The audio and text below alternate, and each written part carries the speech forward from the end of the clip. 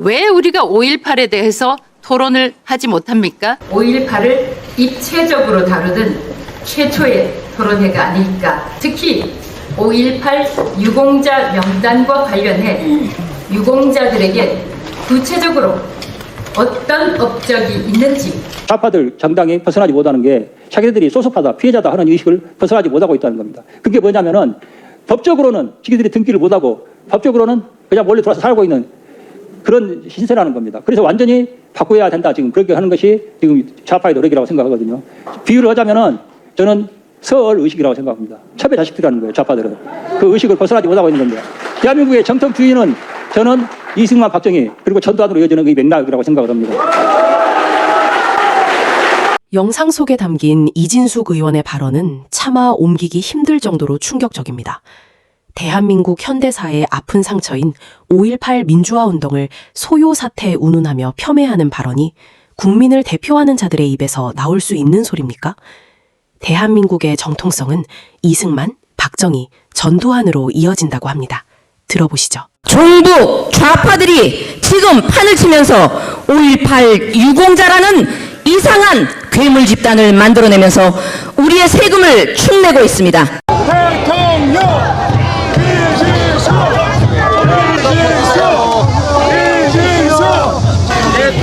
여러분, 이재명 대한민국, 저는 이재명국이라고 부르는데 이재명국 우리가 그대로 둬서 되겠습니까?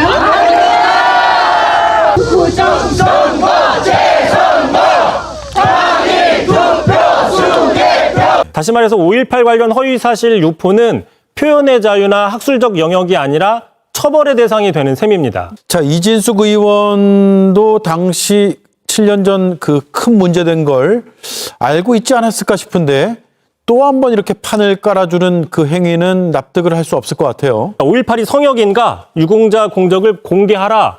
똑같은 판박이 주장을 내놓고 있습니다. 자, 대표적으로 유공자 명단을 공개하자는 주장의 경우 이미 2020년 대법원에서 비공개가 정당하다는 확정이 나온 바가 있습니다. 자, 개인정보인데다 참전 유공자와 같은 다른 유공자와의 형평성 등을 이유로 비공개가 타당하다고 얘기를 한 건데, 이런 혐오 발언들을 우리가 다루고 설파하는 것이 이진숙이 좋아하는 방식이 아닌가에 대한 좀 고민이 있는데, 그럼에도 불구하고 이제 그 단계는 지났다.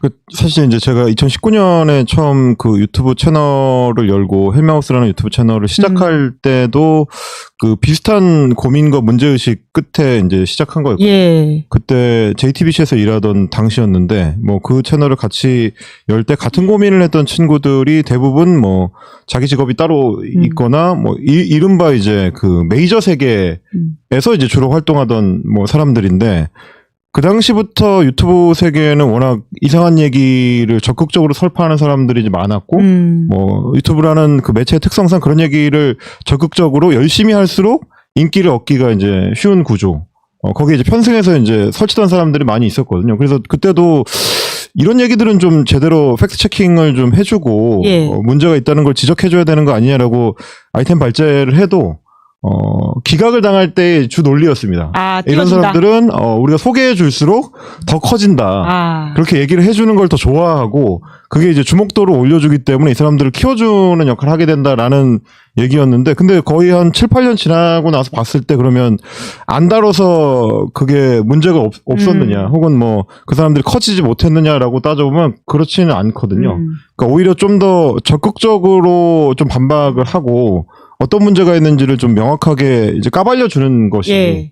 그렇게 해서 제대로 좀 이제 다뤄주는 게 오히려 더 중요하지 않냐. 그냥 외면한다고 해서 이제 없어지는 건 아니기 때문에 그렇죠. 그 부분에 대해서 어떤 명확한 그 사회적 합의를 갖춰 나가는 과정이라고 저는 생각을 합니다. 왜냐하면 저나 이제 김민하 평론가나 뭐 김은지 기자도 마찬가지고 저희 세대가 그 게시판 초기 세대랑 이제 겹치잖아요.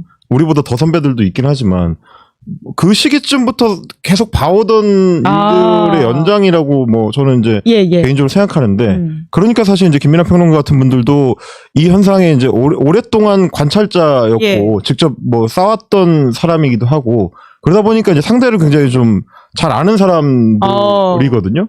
그러니까 오히려 저희 선배 세대 뭐 이른바 이제 정치 주류라고 할 수 있는 86세대나 이런 사람들이 훨씬 좀 나이브한 감각을 오랫동안 가져오다가 갑자기 막 세상에 엄청난 일이 이제 일어나는 것처럼 이제 화들짝 놀라면서 예. 어떻게 이럴 수가 있느냐라는 얘기를 하면 좀 우리 입장에서 오히려 어안이 벙벙하죠. 아, 이미 곰팡이는 이미 뭔 온 집에 다. 뭔 소리를 하는 거야 아. 라는 생각이 들 때가 있어서 예. 그런 어떤 그 지겨움일 수도 있을 것 같습니다. 굉장히 오늘 김민아 대변인인데요. 그 사실 주목한 거는 그러니까 제가 사실 많이 얘기하고 다니는 것 중에 하나인데 그거의 논리가 예. 옛날하고 지금하고 좀 차이가 있어요. 옛날에는 막무가내의 어떤 극우적 사실들을 그냥 주장하고 말거나 아니면은 그 사실은 극우적 얘기지만 그걸 어떻게 좀 학술적으로 포장해 볼까 뭐 이런 것에 그치거나 그랬는데 지금은 뭐냐면 포퓰리즘하고 결합을 했습니다. 오. 그래서 포퓰리즘의 방식으로 얘기를 해요. 이게 전 세계 요즘의 극우 정치의 근본적인 어떤 공통점입니다. 근데 저 사람들이 지금 그거를 똑같이 했습니다. 포퓰리즘의 방식을 어떻게 결합한 거죠?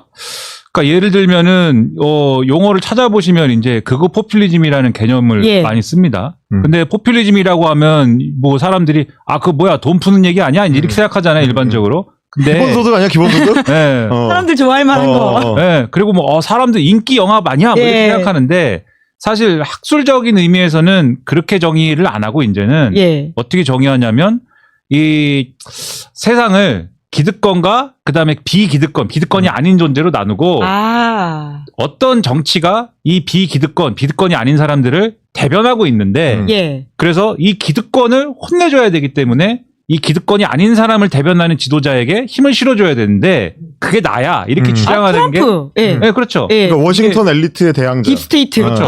네. 이게 포퓰리즘의 문법이거든요. 예. 근데 이게 포퓰리즘이라고 할 때는 이게 단독적으로 이제 쓰이는 경우도 있지만 요즘에는 여기저기 붙어갖고 쓰입니다. 그래서 극우 정치랑 포퓰리즘 문법을 결합하면 그게 이제 극우 포퓰리즘이에요. 그러니까 옛날 같으면 저기 지금 이영훈 교수 나오잖아요. 예. 교수인지 모르겠지만. 전 교수라고는 하더라고요. 네. 네. 뭐 그 양반이 옛날에는 저 사람이 이제 식민지 근대화론자잖아요. 그걸로 사실 많이 알려진 사람인데 그 얘기할 때만 해도 그건 어떤 학술 논쟁이었어요. 최소한. 예. 극우가 진지하던 시절.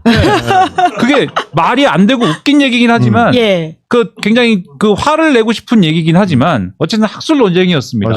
데이터와 어떤 그러한 이제 논리를 가지고 그것을 반박하거나 해야 되는 얘기였어요. 막 예. 철도 교량의 길이 뭐 이런 거 이제 따지던 시절. 싸우고 네. 그런 걸로. 쌀 생산량 뭐 이런 예, 거. 예. 근데 지금은 뭘 얘기합니까? 딥스테이트를 얘기해요. 저 그 제일 놀란 포인트 중에 하나예요.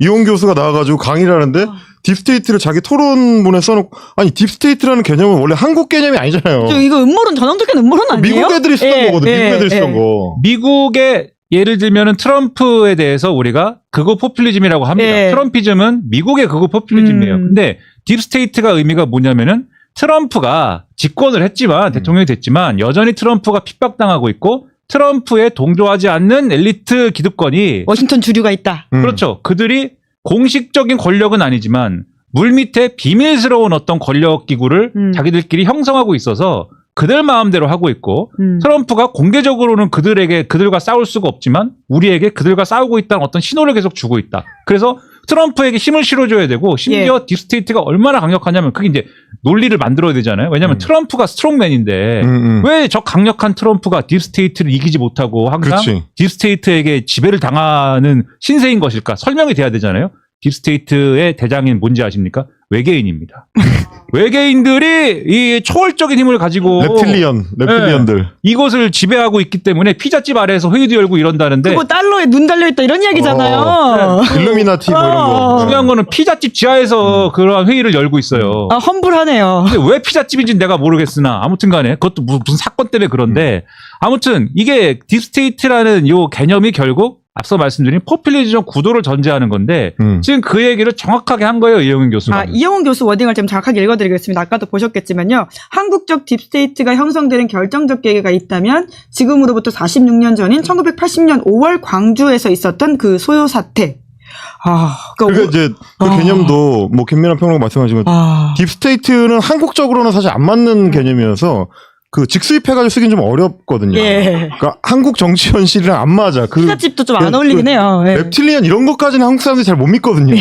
그 일루미나티 이런 건 좀 너무하니까 그러니까 이제 한국적 딥스테이트라고 하면서 사실은 그 국가폭력의 피해자인 사람들을 가해자성으로 이제 전치를 시켜버리는 거죠. 아. 이 사람들이 오히려 우리가 받아야 될 그 혜택을 뺏어가서 별도의 특혜를 누리면서 뭐 공직도 이제 독점하고 무슨 뭐 문화적 혜택, 뭐 재정적 혜택 이런 것들을 자기들이 다 누리면서 우리한테서 뭔가를 뺏어가고 있다. 이런 존재로 이제 이게 치환시켜버리는 와. 그런 그게 개념. 이제 아까 얘기한 이제 5.18 유공자 관련 얘기가 이제 그런 차원인 거고, 그 다음에 이 딥스테이트의 또 하나의 이제 주장의 의미가 저 자리에서 한 얘기들이 뭐냐면 5.18 광주 민주화 운동이 일종의 어떤 사상적 기반이라는 거예요. 좌파들의.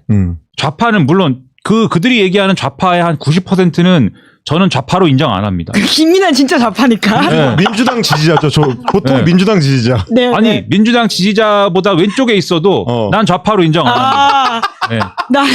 네. 내가 진짜 좌파다. 내 기준에 나보다 왼쪽에 있어야지 좌파다. 그건 이념 논쟁의 문제잖아요. 그거는. 그렇죠. 예, 예. 그러니까 나는 인정 안 하지만 어쨌든 저 사람들이 그건 토론 대상이지. 예. 저 사람들이 보기에 대한민국의 지금 절반 이상을 점하고 있는 이 좌파들이 왜 이렇게 좌파들이 똘똘 뭉치게 되었으며 뭘 가지고 좌파들이 지금 장사를 했으며 어떤 걸 이 수단으로 삼아서 좌파들이 기반을 만들었느냐. 5.18이다 이렇게 얘기하는 거예요 지금. 그래서 5.18에서 일어난 일들을 가지고 이 5.18이 본질적으로는 지금 아까 소요 사태라고 그랬잖아요. 예. 어떤 종류의 폭동인 것인데 그 폭동이 막 민주화 운동이라고 하고 이 민주화 운동이라는 가짜 대의를 세워놨기 때문에 그걸로 사람들 조직하기 좋으니까 그걸로 조직을 하면서 대한민국의 진짜 주인인 진짜 자격 있는 사람들인 이승만, 박정희, 전두환을 지지했던 이 사람들을 소외시키고 자기들이 기득권 자리를 빼앗아갔다. 이 얘기를 지금 하는 거거든요. 이게 전형적인 극우 포퓰리즘의 논리고 그래서 저 자리의 결론이 전두환 복권인 겁니다. 그래서. 와, 끔찍하네요. 그러니까 진짜 전두환 이야기가 나오잖아요. 그 주동식 씨라고 하는 사람이 대한민국의 진짜 주인이라고 하는 단어를 쓰면서 근데 저거는 정치적으로 너무 부담이 되는 말 아니에요? 근데 이제 뭐 김민하 평론가가 늘 그 개념의 연쇄를 자주 얘기를 하시는데 그런 거의 연장선이거든요. 이제 민주당이나 민주당 지지자나 민주당 정치인이나 이런 사람들은 이제 나쁜 사람들 혹은 이제 나쁜 개념으로 이제 묶어내니까 거기에 뭐를 자꾸 이제 얻느냐면 광주 정신 뭐 이런 단어를 이제 집어넣습니다. 광주 정신은 곧 이제 호남이고 호남은 민주당이고 민주당은 또 뭐랑 연결 김대중이랑 연결되고 이런 식의 이제 단어의 연쇄들을 다 한 카테고리로 묶어서 전체적으로 이 사람들이 이른바 이제 딥스테이트 이제 대한민국에 해를 끼치는 나쁜 사람들로 묶이고 반대편에 이제 이승만, 박정희, 뭐 전두환 원래는 전두환까지는 안 갔었는데 그러니까요. 이번에 이제 전두환까지 가가지고 대치되는 어떤 개념을 딱 세워놓은 거지만 실제로는 잘 들여다보면 결국은 자기네들이 최근 들어와가지고 한 10여 년 동안 계속 정치적으로 패배하는 거에 대한 억울함을 투사해서 우리가 원래는 이제 민주당과 광주와 김대중과 저 민주당 지지층과 좌파들한테 질 수 없는데 지고 있는 이 억울함을 다른 이유로 이제 공격을 하는 거죠. 딥스테이트가 있다. 딥스테이트가 우리를 억압해서 우리가 이제 나쁜 쪽으로 몰리는 바람에 억울하게 지금 지고 있다, 당하고 있다. 뭐 이런 이 넓은 개념? 뭐 이렇게도 볼 수 있죠. 그리고 지금 언급하신 그 주 모라는 사람은 사실 저 모임에서 맡은 역할이 있어요.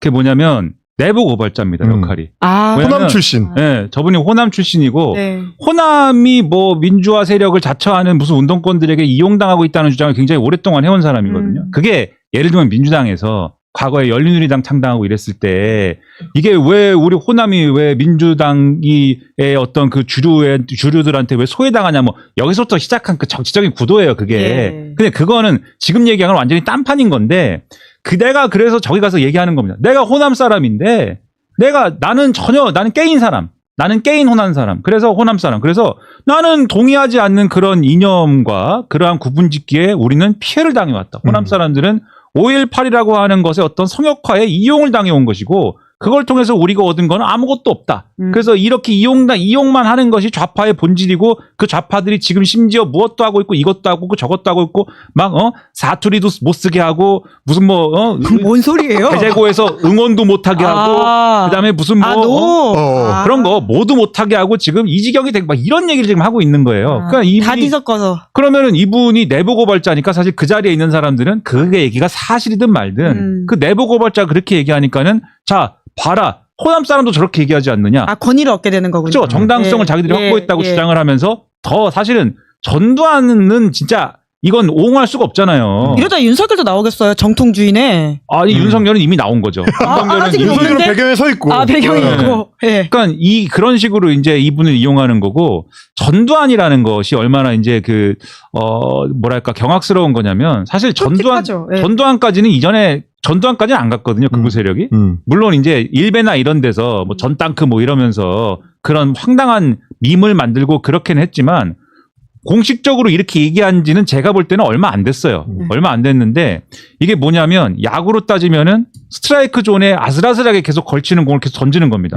그러면은 심판이 뭐 야구 좋아하세요? 아, 야구 좋아하죠. 야구 어디 팬이에요? 잘 안 봅니다. 갑자기. 대충 맞춰줬는데 이렇게 깊이 들어갈 거예요? 야구 좋아하세요? 야구 좋아하지만 잘 안 봅니다. 아니, 야구 예. 좋아하세요? 야구 안 봅니다. 아, 뭐야. 전혀 난 야구 뉴스만 보고. 하여튼 스트라이크 존에 걸치게 자꾸 던지면 그쵸. 스트라이크 존이 넓어지는 효과가 나오죠. 그쵸. 심판이 계속 그걸로 던지니까 내가 심판 보는 게 좀 이상한가? 그래가지고 이 스트라이크 존 여기까지 해야 되는데 여기로 늘린단 말이에요. 저 사람들이 그걸 시도하는 거죠. 원래는 5.18도 건드리면 안 되는데, 예. 김영삼, 김대중 정권 거치면서 5.18도 사실은 저렇게 건드리면 안 되는 게 됐는데, 그거는 지금까지 한 10여 년 동안 계속 도전을 했습니다. 그래서 5.18 북한군이 와서 한 일이다. 그 다음에 5.18의 유공자들이 지금 뭔가 가짜들이 있다. 그것이 민주당 사람들이다. 민주당 사람들이 자기들끼리 나눠 가지려고 이제 유공자를 자기들 마음대로 하고 뭐 이랬다. 그래서 계속 이 5.18과 관련된 것들을 조롱하고 그다음 폄훼하고 이렇게 해서 이 스트라이크 존을 늘렸어요. 이제 5.18과 관련돼서는 우리는 체감하지 못하지만 극우의 논리를 따르는 뭐 쓰레기인지 쓰레든지 하는 SNS 있습니다. 그런 데라든가 아니면 네이버 댓글이라든가 그들이 서식하는 공간에서는 5.18은 그냥 좌파의 폭동이 이미 돼 있어요. 아무렇게나 얘기해도 되죠. 네. 그래서 이미 거기는 이미 영토를 넓힌 것이고 이제 그 다음은 뭐냐? 전두환으로 가자. 그래서 전두환으로 스트라이크 존을 넓히고 있는 거예요. 지금 그거를 하는 겁니다. 지금. 야, 특히 젊은 세대일수록 그런 것에 영향을 더 받기 쉬워서 스레드 같은 데서는 정말 큰 문제가 발생하고 있는 것 같은데. 근데 사실 이걸 보시면 이제 김민하 평론가도 말씀하셨지만 그 작전이 정형화된 어떤 틀 안에서 좀 움직이거든요. 그러니까 뭐 처음 보는 사람들은 이제 놀랄 수 있지만 사실 뭐 제가 이제 방송에서도 홀로코스트 음모론하고도 비교를 했었지만 굉장히 비슷한 방식으로 작동을 해요. 근데 좀 전에 얘기하신 이제 호남의 내부 고발자를 동원한다. 그러니까 양심적 내부 고발자를 동원하는 방식도 그 전에 7년 전, 8년 전에도 거의 비슷했거든요. 지금도 활동하고 있는 이제 안정권 같은 이제 극우 유튜버나 뭐 그 전에 이제 배인규 같은 극우 유튜버나 이런 사람들도 처음에 나올 때는 뭘로 등장을 했었냐면 나도 전라도 출신이다. 근데 내가 이 내부에 어떤 문제가 있는지를 고발하겠다.